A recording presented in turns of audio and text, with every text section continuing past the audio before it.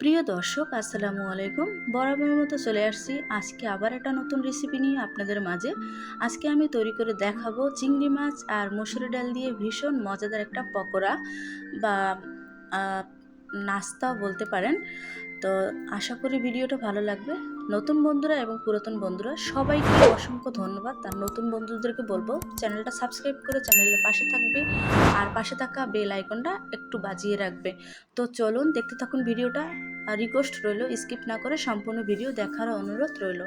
তো প্রথমে আমি এখানে 1 কাপ মসুর ডাল একদম ভিজিয়ে রেখেছি 1 ঘন্টা। আর এখানে আমি কিছু দুইটা রসুন দিয়েছি।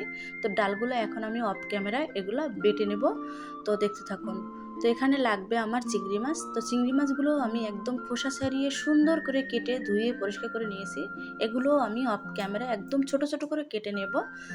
ভিডিও বড় কেউ পছন্দ করে না, তাই আমি সব অফ ক্যামেরাই করব। বাকি যেই ভিডিওটা দরকার মূল সেটা আপনাদের কাছে প্রেজেন্ট করব। তো এখানে কিন্তু আমার ডালগুলো আধো ভাঙা করে বাটা শেষ। আর এই ডালগুলো কিন্তু একটু আধো ভাঙা করে ভাঙতে হবে। আর এখানে নিয়েছি চিংড়ি মাছগুলো একদম ছোট ছোট করে কেটে। তো এখানে আমি এখন কিছু উপকরণ অ্যাড করব। তো প্রথমে আমি এখানে দিয়ে দেবো পেঁয়াজ কুচি। তো পেঁয়াজের পরিমাণটা অবশ্যই একটু বেশি দিতে হবে এই পকোড়াটা বা নাস্তাটা। যে পেঁয়াজের পরিমাণটা দিলে একটু ভালো লাগে। তো এখানে দিয়ে দেবো টেস্ট অনুযায়ী লবণ, আর কালারের জন্য হলুদের গুঁড়া আর ধনিয়ার গুঁড়া। আর এখানে অ্যাড করব ধনিয়া পাতা, যেটা ওটা। আর এখানে আমি দিব এখন কাঁচামরিচ। তো ঝালের পরিমাণটা আপনাদের নিজেদের পছন্দ মতো আপনারা ঝালের পরিমাণটা করে নেবেন। যেহেতু বাচ্চারা খাবে তাই একটু আমি কমিয়ে দিয়েছি। তো এখন ভালো করে সমস্ত উপকরণ দিয়ে মিক্স করে নেব। তো যে যেখান থেকে ভিডিওটা দেখছেন তাদেরকে অসংখ্য ধন্যবাদ। আর ভিডিও দেখতে দেখতে যারা লাইক দিতে ভুলে গেছেন প্লিজ বন্ধুরা একটা লাইক দিয়ে দাও। তোমাদের একটা লাইক একটা কমেন্টে আমাদের ভিডিও বানাতে আগ্রহী জাগে। তো আমার এটা মিক্স করা শেষ, এখন চলে যাব ভাজতে।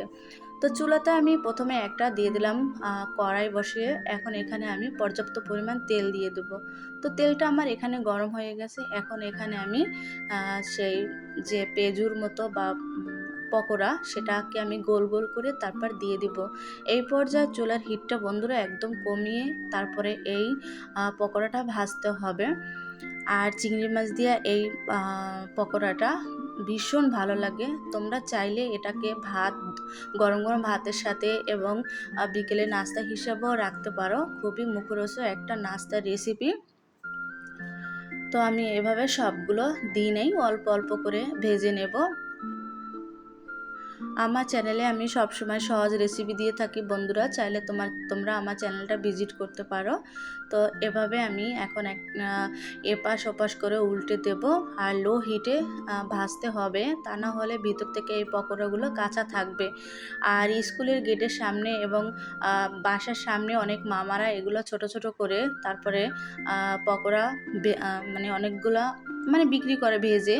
তো দেখা যায় 4 থেকে 5টা পকোড়া ছোট ছোট 20 টাকা নেয়।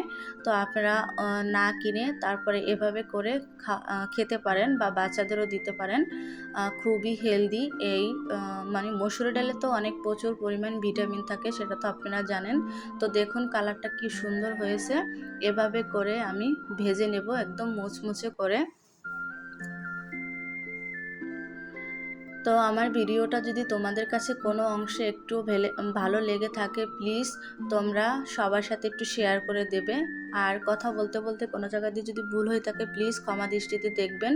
তো আমার দেখুন পকোড়াগুলো আমি তেল থেকে তুলে নিয়েছি। আর বাকিগুলো এভাবে ভেজে নেব। তো দেখুন কতটা সুন্দর আর কতটা লোভনীয়। তো বাকিগুলো আমি এখন সেম প্রসেসে তারপরে ওই তেলের ভিতরে দিয়ে দেব। ভিডিওটা স্কিপ না করে সম্পূর্ণ ভিডিও দেখার অনুরোধ রইল বন্ধুরা। একটা ভিডিও করতে অনেক কষ্ট হয়, যেটা যারা করে তারা অবশ্যই জানে। তো দেখুন আমি কিন্তু সবগুলো দিয়ে দিলাম। এগুলো আমি দিয়ে তারপর অফ ক্যামেরায় ভেজে নেব, তা না হলে কিন্তু ভিডিওটা অনেক বড় হয়ে যাবে।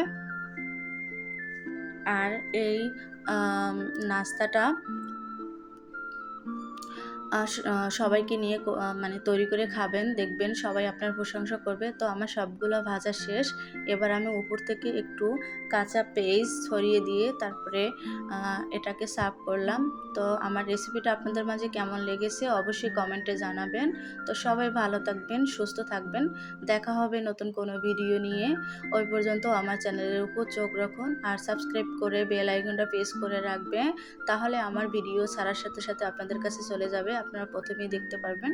তো আল্লাহ হাফেজ, সবাই ভালো থাকবেন, সুস্থ থাকবেন।